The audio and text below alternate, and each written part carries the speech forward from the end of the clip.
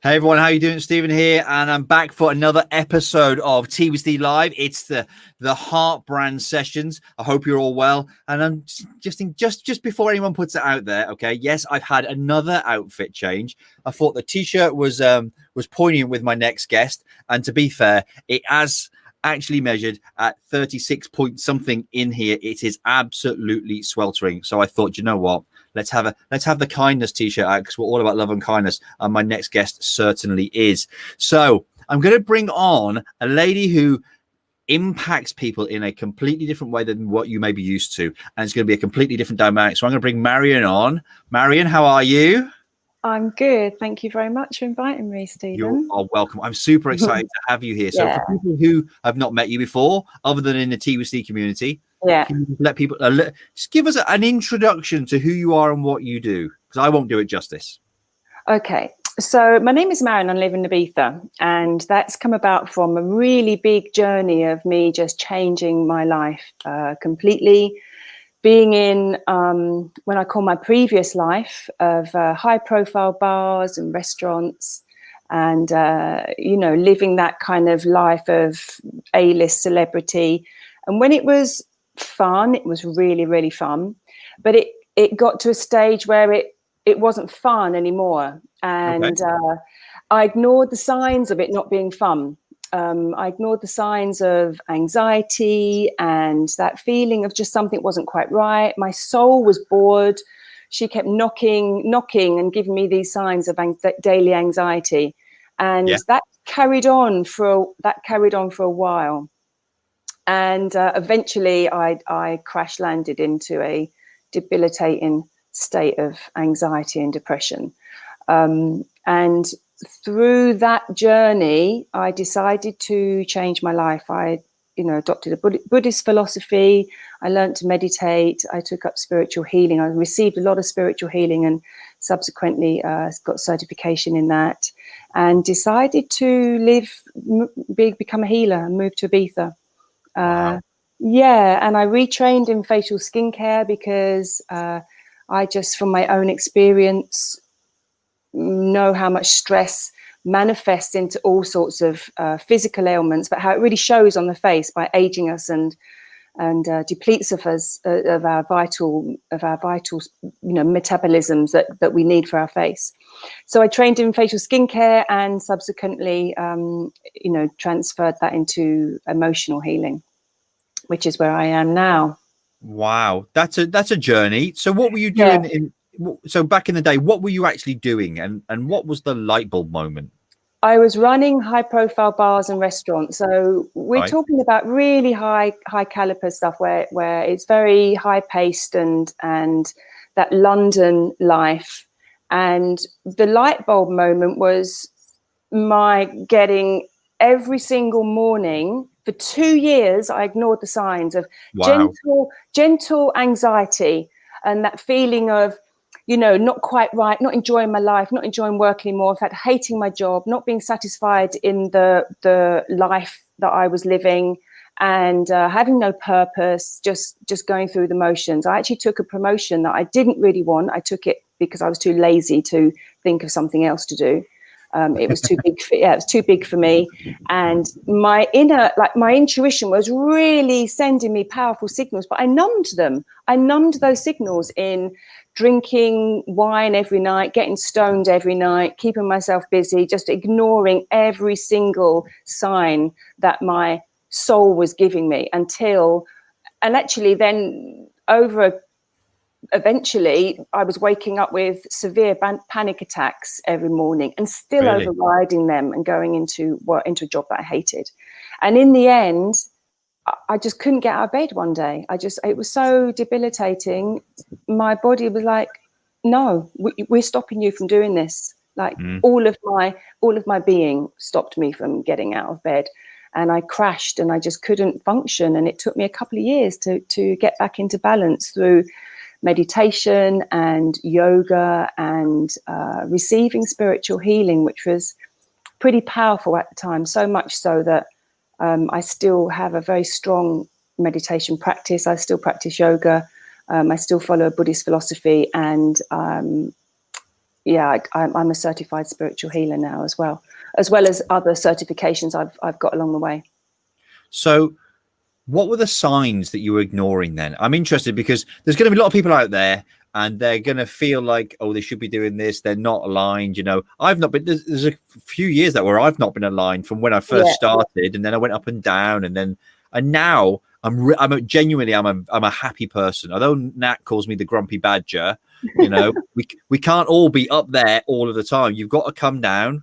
You've got to go back up. You've got to have these moments in emotion and stuff. But I genuinely like who I am. I'm comfortable with that.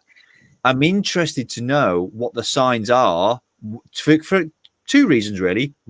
A selfish one is, okay, what did I miss? Because I believe it's taking me longer. And then the other one to counteract the selfish one is, how can we share the signs or the type of things with other people so they don't miss them? Yeah. Well, there's these signs of, for me, it was a sign of anxiety and having this feeling of I'm not enjoying my life anymore. So that's something inside you that's telling you to make a change. There are other signs, like when you really feel unworthy, or you adopt, like inside of us, we've got this powerhouse of it's like a creative powerhouse within us, and it's just hidden under layers of rubbish, under layers of negative thinking, bad habits, keeping busy. It's like just ignoring all of these signs. So it's like signs like anxiety, not feeling good enough, these bad habits that we adopt. And it's when we feel like that kind of discord, that's the opportunity then to really do something about it, and to really recognize that something's not quite right. And before it gets to the point of no return, where it debilitates us and it causes us to crash or burn out, for example, if we can get there before that happens, then we can have a smoother journey through this process. Like with me, it was such a really big crash. It was a really big breakdown, breakthrough, whatever you want to call it. And it debilitated me, but it was also a wake up. It was the start of my awakening journey. And it was the start of me going inwards then and discovering what this was all about. What did it trigger? What deeper truths were there? What deeper wounds did it really trigger? It wasn't just a matter of burnout. Burnout is the trigger. When we have a burnout, there's something much deeper that needs to be discovered and to be healed. So how do you go deeper? I mean, I enjoy meditation. I'm now going to make an excuse for why I don't do it. And it's because, and do you know what? This is the excuse that I hear everyone saying: I can't do social because I haven't got the time. I can't do this because I haven't got the time. But actually this week I have meditated. I've sat here and I've just meditated once. Whereas I used to have a practice every day. So what stops us? What knocks us off that road? Fear stops us a lot of the time. We're scared to, when we know something's wrong, like we all have stuff, don't we? We've just said that we all have stuff. And what happens over the years is maybe that stuff is a past trauma, which generally it is. And maybe it's a past trauma of when we were a kid. And if we don't deal with that in a healthy way, it gets buried within us. So that's the first thing. But that will always come up. If we don't deal with it, it will always be there, like it's locked in our cells. And if we don't deal with it, it just stays hidden, like an emotion, like a little kid that's hidden behind the doorway, that never comes out. Those emotions are stuck. And when we have things like burnouts, or we get anxiety, or we go into bad habits because that habit fills the gap that we can't fill ourselves in more healthy lifestyle. It starts to build up. And what we do is we avoid feeling this. We avoid dealing with this. We can't go down there. We're afraid to face our demons. And that's the reason we say, and we use an excuse like we don't have time, or we've got to keep it together because we have a family to look after, or we have to keep it together because we've got this high profile job, or for whatever reason we use these excuses. But it's ultimately the fear. It's the fear of not facing what we need to face. And I just want to say something from a place of true experience, having gone through a year of training when I did my emotional healing training through the journey method. Yep. That I discovered that the actual fear of going down there is so much worse than actually facing our old stuff. I'm not negating or making light of anybody's trauma, because I know that there are some, really deep things that happen to us. Yep. However, they're in the past, and the only way it affects us now is the power that we give it. And so if we can heal those old traumas and heal the past, it's just like, it's like a weight's lifted off of our shoulders. It like sets us free. It gives us space inside to then like tap into the inner strength, the inner power that we have inside of us, so that we can move forward and make like massive changes in our lives. It sets us free. And it like we're lighter. We get our room back, because when we have these past traumas, it's connected to our belief system as well. And we have these old beliefs that we develop, like we're not good enough, or we're a failure, and that's generally from, we adopt those from our upbringing. So if we just go in there and go in within and release that stuff, it can make profound changes. And I'm saying that from a place of experience. So what's the journey method? The journey method is a guided introspection. Okay. And so I take you, as my client, I take you inwards in a very safe, and the other reason, obviously, we're fear, because we don't feel safe to go down there and face this stuff. So I hold a very confidential, compassionate and safe space for my client to go inward. So I guide you inward by taking you into a deep meditation and to see what your inner wisdom brings up. And in any one session, as the client, it's your inner wisdom that is in control. So your inner wisdom brings up what you're ready to face and to heal. Yeah. And that is through normally feeling, well, first of all, acknowledging and accessing your emotions, layering down through the layers of emotions and feeling those emotions. So if you're feeling anxiety, for example, that's going to be a cover up for a deeper fear. And then that's going to be a cover up for an even deeper fear. And then that's going to be a cover up for an even deeper fear and a deeper trauma that wants to be released. These past wounds and these emotions, they want to be released. They need to be. They're causing tension in your body I know that from experience, and anyone who has serious illness will probably resonate with this. It's when we hold on to stuff, when we really keep it locked inside of us, the anger, the grief, the sadness, the low self-worth, we keep all that locked in within us. It really can cause, it can manifest into all sorts of illnesses. So I'm sat here thinking that there is so much knowledge within you right now. I'm sat here and I'm just like super chilled out, just listening to you. And I'm like, there's so much knowledge. So what's the first step for someone to take? So think of me, busy entrepreneur, 100 miles an hour, wants to help the world, sometimes can't help himself, loves to meditate, understands that peace. When I'm in flow, my world is a different place, but then I allow busy to take over. What should I do? What should people like me do? Stop. That's what you should do. 8 o'clock tonight. That's what I left you a message. In fact, I was going to ask you at the beginning of this, what are you doing to nurture yourself during this megathon of 24 hours of work? Because that's where burnout comes. And I don't even see you slowing down. Like, I'm in the group Tea with Steve and I never see you, always on.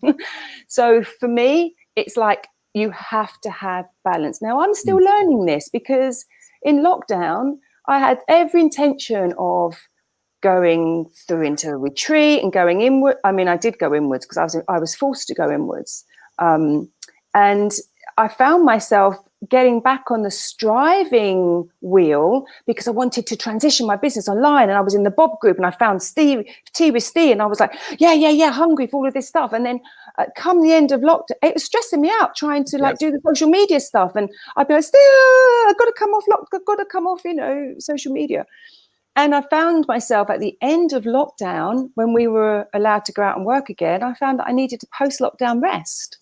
So I would encourage everybody to stop. If you're really busy and you're really distracting yourself, just stop.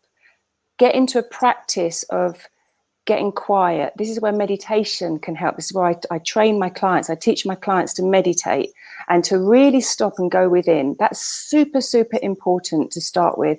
Nourish yourself, eat the right foods, exercise, watch your thinking. And that's easier said than done, because we have this inner dialogue that goes on and on and on and on and on. Our inner critic is always criticizing us and berating us all the time. And that's where it gets a little tricky, because even when we try to do the work and try to help ourselves, we've got our inner critic all the time beating us up because we're not doing what our inner critic says we should do. So with that then, I mean, I like to believe that I have a process for meditating, but if people have never tried to meditate, what are your steps? What is your process for meditating? I've actually got some audios and going to do some online stuff in my Facebook group. So I'll share that at the end. But the process for meditating, if you've never meditate, people say they can't meditate. They've got too busy. They're too busy. They're not ready for it. Their mind is too busy. They're all good reasons to meditate. And there are loads of really good, steps on YouTube that you can use, but also just to really go, like, focus on your breath. So just sit still for the moment. Just first of all, just sit still. Just close your eyes and just see what goes on in that crazy monkey mind of ours. And just sit there. That's it. And if you do that for 5 minutes, you'll realize how crazy your thoughts. Don't try to stop your thoughts. Don't try to think of anything else. Just like, what the hell is my mind? What's going on in my mind? And you'll find that the thoughts are going absolutely all over the place, jumping around all over the place.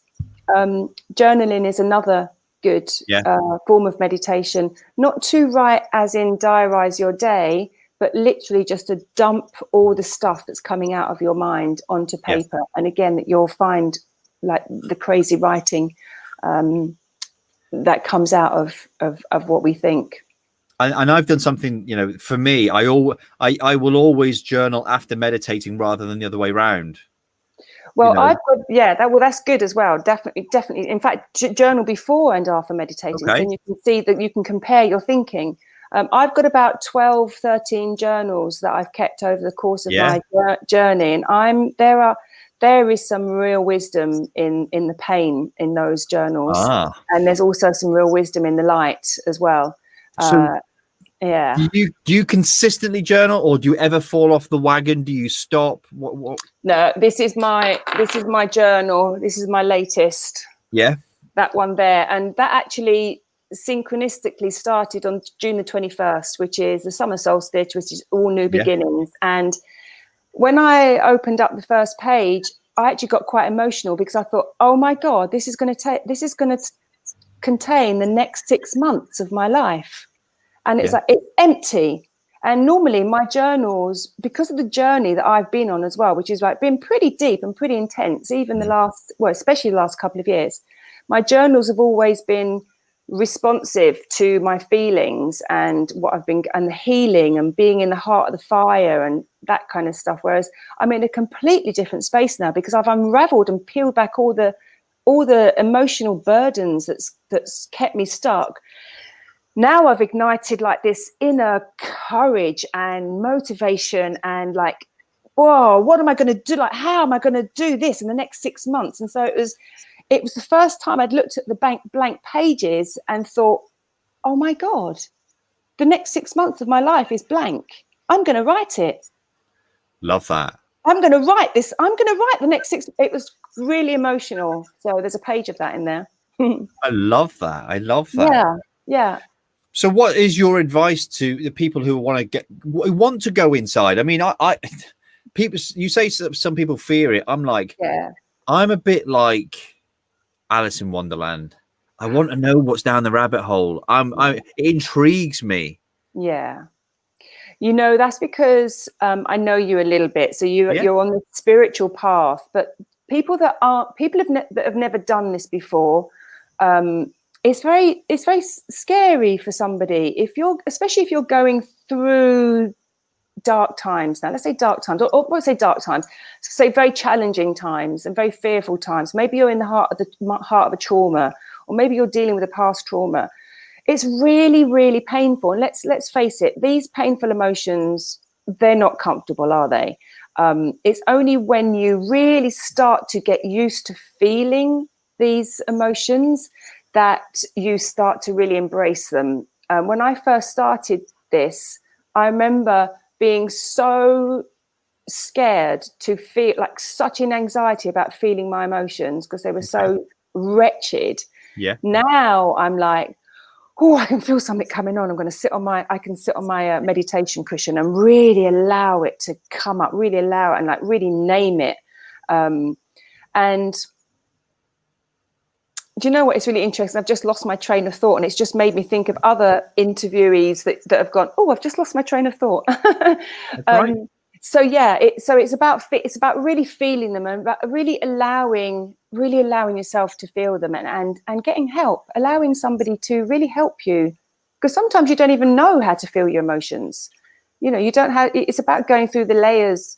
It's like going through the layers and getting to the real depth of your emotion, because when you're at the core and you've reached the very, very bottom, once you dive into that, there is peace, there's stillness, there's like, oh my God, there's relief. I remember I did a process once that it was very painful, and it was all about rejection and abandonment. And I'm adopted, and I never thought that really meant anything. And the reason I'm sharing this story is because it's very, very significant. So when I went through my first massive burnout, I used to get counselling from the National Health, and every single therapist said to me, you should deal with your adoption. No, don't want to deal with my adoption. It's got nothing to do with it. I don't need digging into my past. So I did CBT, I did REBT, I did all of that kind of cognitive stuff. Yeah. It was only when I started to do the journey, when I put myself through a year of experiential training, that I tapped in to my being adopted had everything to do with it, because it was all about abandonment and rejection and trust. And so when I did this process, I got triggered by a guy that I met who I thought was like, oh my God, he's like the love of my life. And I soon realized that he wasn't. He was here. He had been brought into my life to trigger this deep issue of abandonment. And when I had a journey process, I got to the absolute bottom of the emotional kind of chart. And I felt the words that came up was abject unworthiness. And once that came up, I absolutely cathartically released that emotion. And mainly because I couldn't believe I thought of that about myself. But on the deepest level, that's what came out. And when I released that, I couldn't stop laughing. I just felt such joy and bliss. Right. And I heard this big kind of message come into me saying, your lesson has been learned. And I've never been fearful of abandonment, or no issues of abandonment or rejection or anything like that has come up since. Wow. Yeah. I just want to say as well, in case my birth mother ends up watching this, I found my birth mother. She's a beautiful lady, and I had to go through this process in order to do the healing. I know the story. I've got a wonderful backstory to that.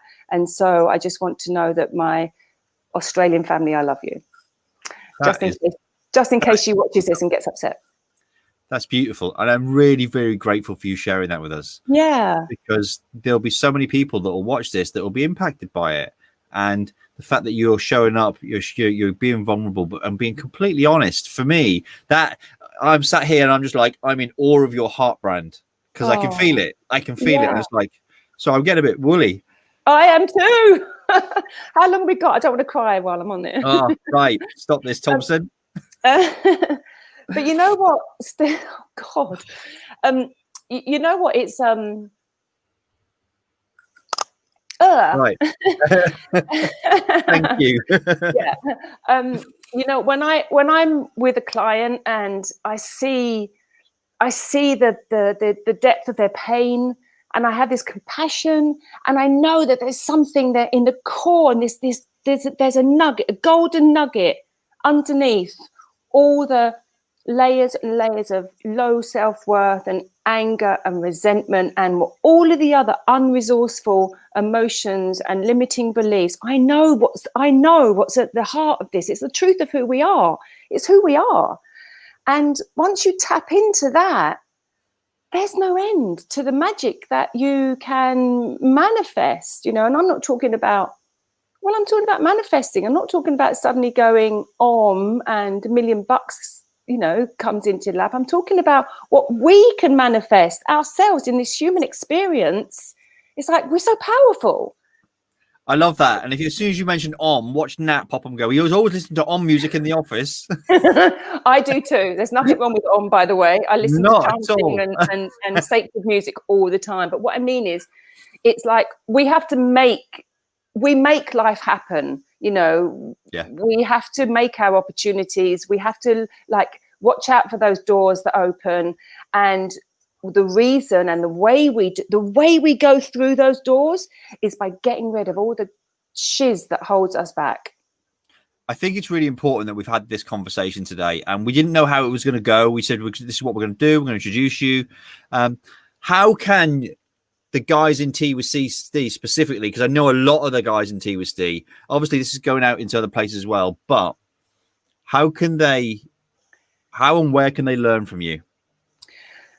Okay, so I have a Facebook page, which I've started, not a page, I do have a page, but I have a Facebook group, which you helped me set up, Steve, and so you're in it. To be honest, I really want to get that going. And so come into this community, come into my Facebook group, and let's have a little safe haven. It's a closed group. Let's make a safe haven that I can help you. I can help you to meditate. So that's the first thing. And you can connect with me on Facebook and Instagram. It's all about Marion Stone Inspiring Wellness. I'm on LinkedIn as well, although not very active on that, but I'm going to be after Graham's interview just now. And you know, I need help as well. You know, it's like there are things I struggle with in the whole technology area of it. But so and also my website, marionstone.com, there's a load of really good blogs on there that really tells my story. You know, awesome. I'm quite open with my story. I've been through some really big stuff recently, huge, and you know, I'm in the process of starting again, and it's only because in every way, and it's only because of all of the work that I've done on myself that I can face these challenges now, this real uncertainty that's happening in my life, that I'm facing this with a groundedness and a courage and a sense of unwavering belief, because I've released all the stuff that holds me back. So awesome. marionstone.com, Marion Stone Inspiring Wellness, Facebook, Instagram, all of those. Marion, I am very, very grateful for your time today, and I've learned so much. And you know what? It's nice to have just had that bit of emotion with you and that little bit of a release here. So thank you. I'm going to go and have a good cry now. Go on then. Marion, it's been great to speak to you, and I'll speak to you again soon. Thank you. Bye. Bye. Wow. Well, I wasn't expecting that. And you know what? The conversation there really had to be. It's one that needed to happen. I'm not into coincidences. You know, things happen for a reason, signs, insights, and this, that, and the other. You'll get to learn that from me if you continue to follow our work and what's going on. That was a beautiful interview, and I'm very, very grateful for the time that Marion shared with us. So, my friends, if you want to learn more about Marion, then literally please come into Tea with Steve. Marion is in there. She's active. And then let's get you over to her Facebook community. Check out her website, marionstone.com, and learn and understand from Marion, because she's got a lot of really valuable information to share with you. I think that is an amazingly very chilled out and relaxed interview for the afternoon. I'm coming back at 5 o'clock, so see you in half an hour. And yeah, let you into more secrets. Speak soon. Take care. Bye-bye.